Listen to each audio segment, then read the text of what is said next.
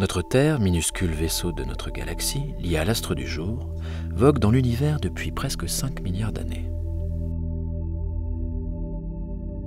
Les scientifiques s'accordent à penser que notre univers, tel que nous le connaissons, serait apparu il y a environ 14 milliards d'années lors du Big Bang. Fermons les yeux et imaginons cet instant primordial de l'espace et du temps. Il serait caractérisé par un état d'une fantastique densité et chaud de plusieurs millions de degrés. Aussi curieux que cela paraisse, cet événement se serait certainement déroulé dans un environnement opaque.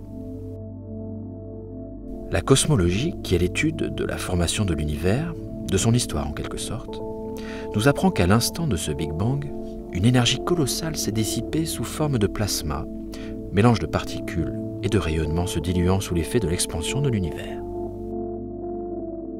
Après quelques minutes, les noyaux les plus légers se sont formés, ce qui donnera, plus d'1 milliard d'années plus tard, les premières étoiles et les galaxies.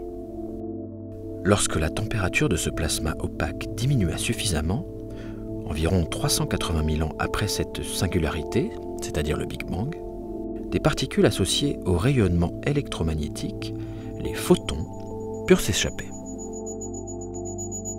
La lumière était née, la lumière de nos origines. Ces photons primordiaux se sont refroidis pendant l'expansion de l'univers, passant de 5000 degrés Celsius à moins 270 degrés.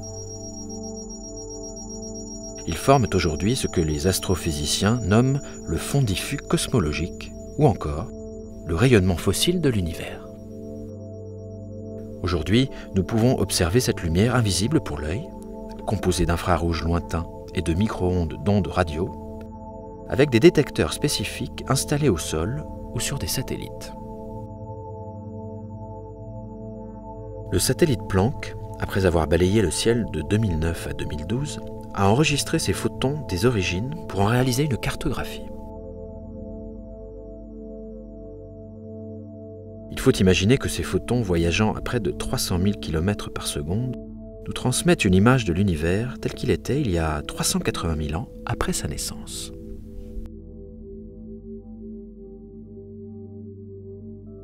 Cette carte de l'univers montre de faibles fluctuations de température, quelques 10 millièmes de degré, qui sont la trace de perturbations produites quelques fractions de seconde après le Big Bang, et qui sont à l'origine des structures qui vont s'agréger et former les galaxies qui composent notre univers d'aujourd'hui.